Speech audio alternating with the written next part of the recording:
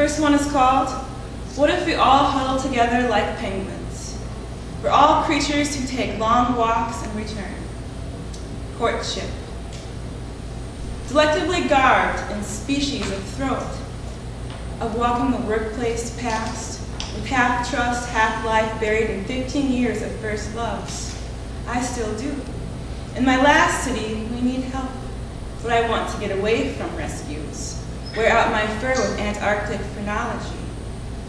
We don't know the word for backlash, so I'm introducing you as me, because sometimes I tire of my own lentulate face after you may have pretended your own like pasture sheep.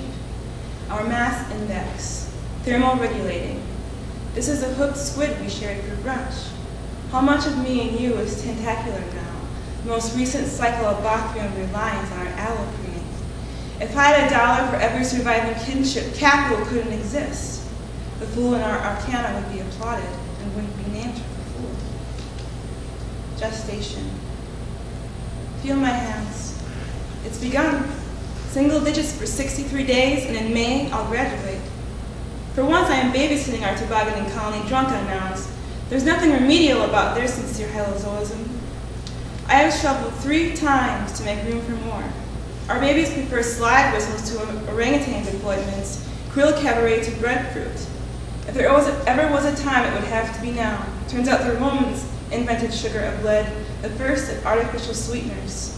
No wonder my doula smacks our flightless hands away, his otherworldly senses overseeing a Diet Cola archipelago and newest trash islands off the coast of California. Pelagic Betsy Wetsy doll pathologies drawn on the shorelines.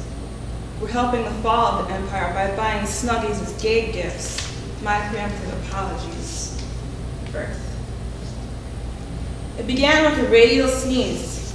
Lead acetate of the Pacific shook with our water birds. We're a safe distance away, but we can't be certain since my mother has cancer from dioxins in Virginia. We do not make a nest. We do not make a fire. The Sal Pink's lining of an austral wind after shoulders relax.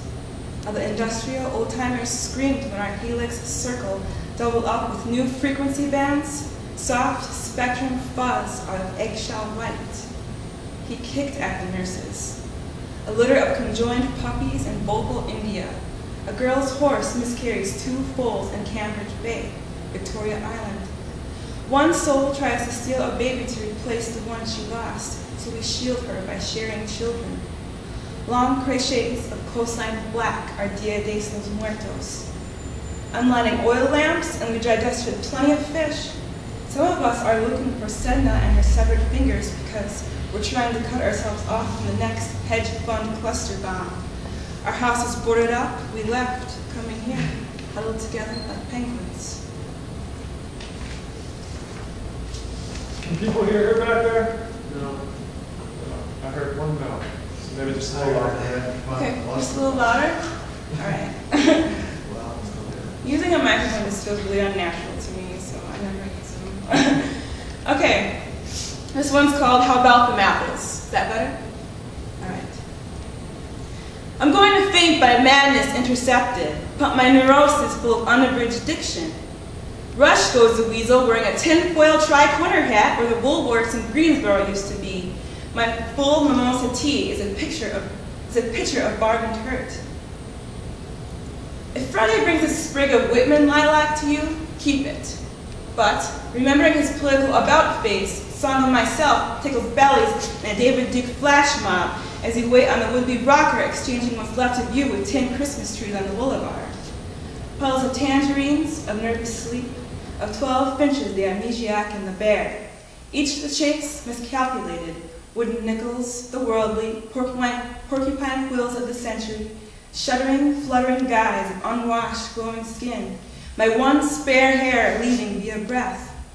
I wanted you to reclaim leaves, earwigs, truffles, winged Mary Janes, to admit you own at least one toddler tiara of impatience, to really sun-dry our cliches in the rows of flowers built for war in order to snatch a streetcar blown along on a cable. This is a laughing stick of dynamite again. A candy cane putting the moves on for every red tugboat in the harbor, not skipping over the freshwater seals. Oh yes. This is meat without a killing. A city built for silverfish. the woman sailor going in and out of her mouth. This one's called A History Marker, and I wrote this for James Baldwin. He's always been a great inspiration to me.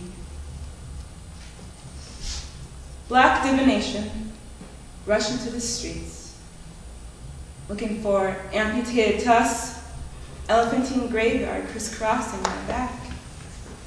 And the imprint of bed sheets slammed shut against my throat. We'd walk looking for our dead.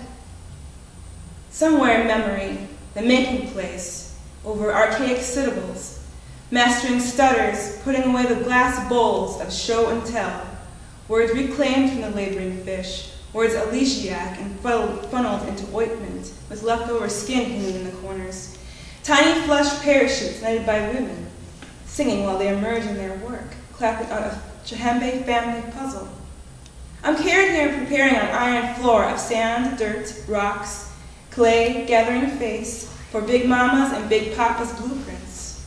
Our eyes maced by the long water, the people in uniform waiting, shark-like, surrounding the circle we made.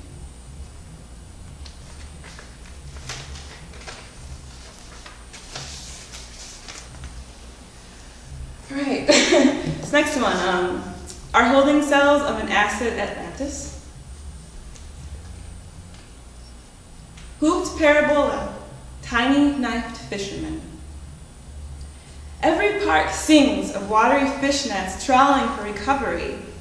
Since we are made of grass stillborn, grief is repetitive pattern discovery.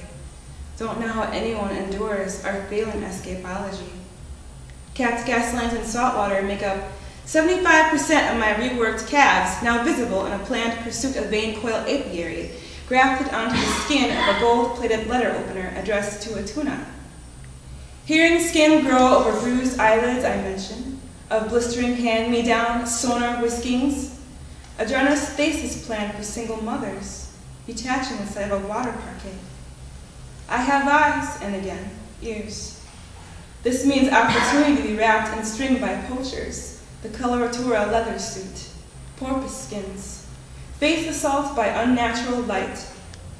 The Appaloosa, as well as the dolphin, a boulevard of tea leaves once waving their pugilist tickets. Most of us are wearing that same pair of boots made for both sides of the war. I feel the tugging between both parties, lying a detector test, cutting a ribbon for the next species and ecocide bills, throwing up on the shelves of watershed. Fish bloated from sinking, conservative women dusting off the Amish bonnet swag. Put a bonnet on the cover of the book in itself, said the publisher. Put a man on a waterlogged pulpit and the people forget about decades of thirst.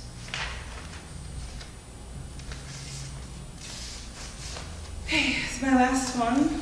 It's a longer one, so I'd save this one for last. It's called The Frogs at Night.